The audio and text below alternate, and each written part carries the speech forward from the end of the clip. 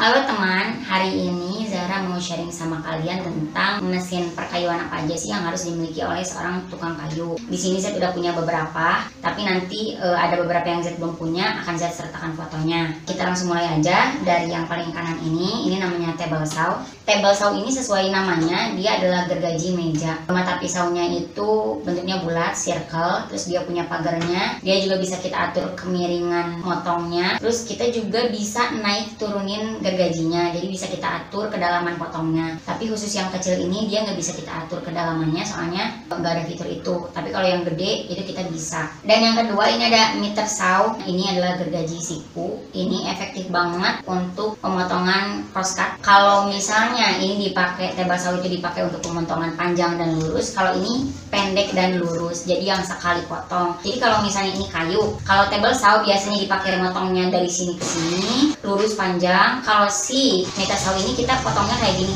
cekrek cekrek kayak gitu. Biasanya pengrajin figura ini wajib banget kayaknya punya ini, karena ini akan menghemat waktu kalian seefektif mungkin. Ini juga sama, bisa kita atur bevelnya, kemiringannya segimana. Kedalaman pemotongannya tuh bisa sampai 5 cm-an. Kalau panjangnya mungkin 18 cm-an lah. Tapi kalau ada yang sliding itu, kalau ini kan sekali gitu doang. Kalau sliding itu kita bisa nge-slide sampai panjang itu bisa nyampe 30 cm-an. Terus di sini ada jigsaw. Jigsaw ini sesuai namanya, dia adalah gergaji yang naik turun dan cenderung tipis mata pisaunya tuh. Nah, kalau meter saw sama table saw dipakai untuk pemotongan lurus, jigsaw ini dipakai untuk pemotongan curve, pokoknya yang berkelok-kelok. Kalau kalian bikin lingkaran, bulat, belok-belok, zigzag, itu biasanya pakai jigsaw. Dan jigsaw ini karena pisaunya tipis ya, jadi dia cuma bisa motong yang tipis-tipis, nggak bisa yang sampai tebal yang 5 cm itu pasti potong. Kalau misalnya yang tipis-tipis kayak triplek, multiplek itu masih masuklah sama jigsaw ya, atau kayu-kayu solid biasa tapi yang tipis ya 1 cm 2 cm mungkin masih bisa ya. Nah, selanjutnya ada yang aku belum punya, itu namanya scroll saw. Scroll saw ini mirip-mirip sama jigsaw, fungsinya dia untuk memotong curve. Ini cocok banget buat pengrajin kayu huruf kayak gitu, yang misalnya atau kayu huruf, kayu angka, ini pasti cocok banget dan wajib banget.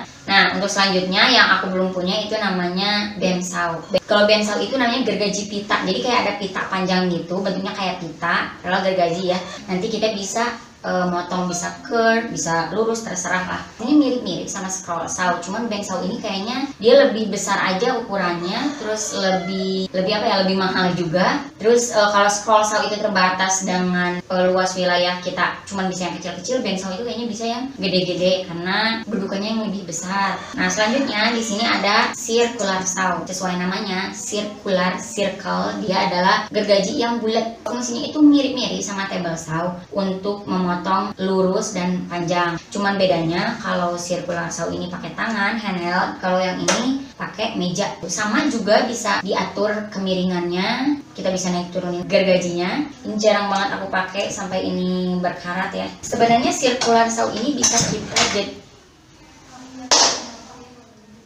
circular saw ini circular saw ini sebenarnya kita bisa jadiin table saw. Kalian bisa lihat tutorial cara pembuatan table saw di YouTube menggunakan circular saw. Menurut aku itu lebih bagus lagi, asal ngitungnya benar aja. Jadi kita bisa ngatur luas table saw-nya mau sekaya gimana. Kalau kita butuh meja yang panjang, lebar, kita itu bisa atur. Untuk saw, untuk gergajinya saya cuma kasih tahu segitu aja. Sebenarnya itu banyak banget, nggak banyak banget sih ya. Banyak gitu ya saw itu. Jenis saw itu kayak chainsaw, mini chainsaw, rotary saw dan lain sebagainya. Cuman Z ini kalau chainsaw kan itu biasanya dipakai sama tukang kayu yang nebang kayu di hutan gitu ya biasanya. Jadi yang Z sebutin ini adalah mesin-mesin yang dipakai untuk pengolahan setelah ada kayu yang udah jadi, yang tinggal diolah jadi furnitur aja. Saw udah, kita berpindah dari saw ke benda-benda yang lainnya. Di sini Z punya planer. Planer itu adalah mesin serut. Jadi kalau si kayu ini masih bergerinjal, kasar parah, itu kita bisa luruskan pakai planer ini. Planer ini bisa kita atur kedalamannya dari sini, mau segimana nyerutnya itu kita bisa atur. Nah, setelah planer itu ada jointer. Jointer aku belum punya ya, tapi mirip-mirip sama si planer ini. Kalau planer itu kan tangan kita yang ngegerakin si planernya nyerut kayu. Kalau si jointer ini, correct me if I'm wrong ya, soalnya aku nggak punya jadi takutnya salah gitu. Tapi kayaknya emang kayak gitu setahu aku. Kalau misalnya jointer itu kita ngegerakin kayunya, si jointernya mah diem gitu, ada mesinnya. jointernya diam, kita tinggal nyedutin kayunya kayak gitu. Itu jointer. Nah, yang ketiga itu ada yang namanya thicknesser. Jadi si planer, jointer sama thicknesser ini sebenarnya saudaraan. Job desk-nya mirip-mirip. Cuman bedanya planer pakai tangan, jointer kita juga pakai tangan. Kalau si thicknesser itu kayak mesin yang secara otomatis tanpa kita harus ngegerakin kayu atau tangan. Cuma tinggal masukin nanti keluar dalam kondisi yang ratanya akurat, mulus. Si thicknesser ini kita cuma tinggal masukin keluar, masukin keluar gitu. Dan setahu Z ya, correct me if I'm wrong, thicknesser ini adalah untuk yang industri rumahan ya, adalah mesin yang harganya paling mahal. Itu kalau yang di World nyampe 15 juta cuy. Yang murah-murahnya aku lupa apa gitu, itu ada yang 6 jutaan, yang murahnya aja 6 jutaan. Emang bener-bener mahal banget. Mudah-mudahan aku punya ya Allah please. Yang selanjutnya itu ada sander. Itu lagi dipakai sama suami aku di luar. Jadi sander ini fungsinya itu adalah untuk mengamplas kayu, menghaluskan. Jadi misalnya udah rata, cuma tinggal dihalusin banget. Si sander juga ini macam-macam, ada yang persegi, ada yang persegi panjang, ada yang orbital. Yang aku punya itu yang persegi. Jadi nanti kita tinggal beli amplasnya. Amplasnya itu ada banyak di marketplace.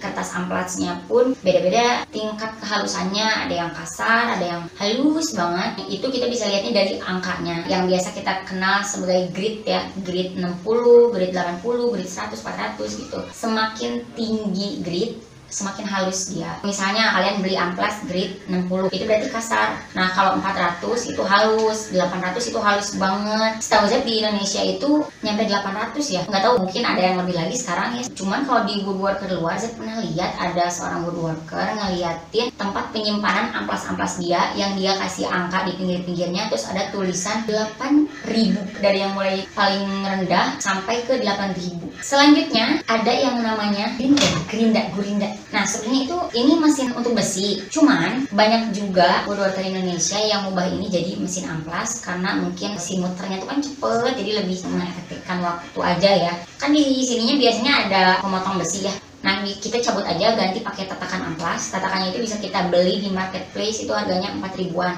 Kalau di material-material itu bisa nyampe 10 ribu. Langganan Z biasanya ada namanya Indah Jaya Tool sama Toko Besi Timur Jaya, itu ada di Bandung dua-duanya. Si tatakan amplas yang kita beli itu nantinya kita tempelin si amplasnya, amplas bulat. Amplas bulatnya itu harganya 420 perak lah satunya. Kalau di material itu bisa 1000 sampai 2000. Nah, selanjutnya Z nggak punya, itu ada yang namanya mortising chisel atau mortising chisel ya.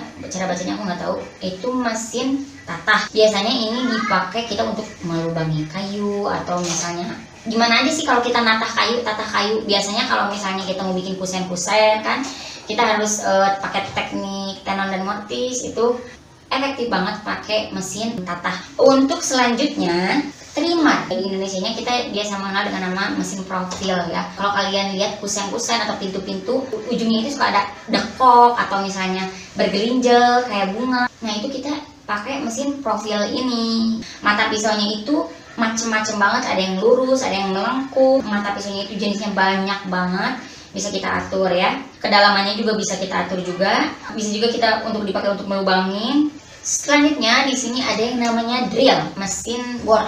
Ini tuh bisa kita pakai untuk melubangi kayu. Misalnya kita mau masang skrup atau kita mau masang dowel, kita bisa melubangi. Drill ini minimal kita punya dua lah, biar yang satu untuk melubanginya, yang satunya misalnya untuk masang skrupnya gitu. Dan di sini saya punya satu drill lagi, tapi ini cordless drill. Ini aku sangat jatuh cinta sama warnanya.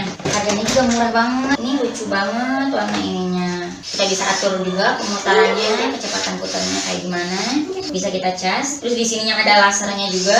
Drill sama cordless drill. Kalau ini pakai listrik, kalau ini pakai tenaga baterai. Dan saya saranin minimal tukang kayu itu harus punya dua ya, biar mengefektifkan aja sih. Nah, selanjutnya itu ada yang namanya dust collector atau blower atau vacuum cleaner, terserah. Itu dipakai untuk membersihkan ruangan kita dari tai-tai gergaji, dari debu-debu bekas kayu. Terus selanjutnya ada yang namanya air nailer atau nail gun atau paku tembak lah. Kita bisa dengan mudah memasang paku hanya dengan telunjuk kita, tinggal tik tik tik gitu. Nah, otomatis kalau kita punya air nailer, kita juga harus punya kompresor buat anginnya. Nah, selanjutnya lagi ada yang namanya spray gun. Spray gun itu biasanya kita pakai untuk finishing dengan cara disemprotkan. Spray gun ini juga bisa bekerja kalau ada kompresor. Spray gun ini dipakai untuk mengecat atau finishing, bisa untuk vernish, bisa untuk cat duko dan lain sebagainya.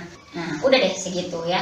Sebenarnya masih banyak produk-produknya itu, tapi yang saya sebutin itu adalah yang biasa dipakai oleh industri rumahan. Kalau pabrikan itu pasti lebih banyak lagi. Kalian tahu yang namanya kayu-kayu di hutan itu gede-gede banget, pasti peralatannya juga harus yang gede-gede juga. Kalau kalian tahu ada blackforestwood.co itu bener-bener slabnya tuh bener-bener bukan main-main, gede banget dan bagus banget kualitasnya. Jadi sebanding dengan peralatannya juga, usahanya juga, effortnya juga lah kayak gitu. Tapi untuk kalau kalian seorang tukang kayu pemula, menurut saya segini pun juga cukup. Nah, gimana sih pendapat saya tentang kalau kita mau memulai bisnis kayu, apakah harus di awal kita mempersiapkan mesin-mesin itu, atau kita nyicilin sedikit demi sedikit dari keuntungan yang kita punya? Nah, kalau menurut saya itu tergantung kalian itu tipe orang seperti apa. Kalau kalian tipe orang yang pekerja keras, fokus, nggak punya pekerjaan lain yang membuat kalian usaha kalian keteteran, terus kalian udah punya pasar, yakin produk kalian disukai, menurut saya nggak apa-apa. Kalian misalnya memodal di awal gede-gedean sampai berhutang atau bercicil pun nggak masalah. Yang penting nantinya peralatan itu akan mengefektifkan pekerjaan kalian dan kalian bisa dengan cepat balik modal. Nah, tapi kalau kalian kayak Z dan kayak suami yang nggak fokus di satu bidang aja, masih punya kerjaan lain, segmentasi pemasarannya juga masih meraba-raba, produknya juga masih biasa-biasa aja, nah menurut Z nggak usah mati-matian dulu di awal, karena takutnya kita udah mati-matian ngutang sana sini, ternyata di tengah jalan tiba-tiba berhenti. Jadi beli aja produk kalau kalian ada uang atau kalau kalian ada keuntungan berlebih, nanti satu persatu mesin itu bisa kita dapetin. Gitu aja sih saran dari Z. Udah segitu aja dari Z, semoga bermanfaat. Ilaliko di next video.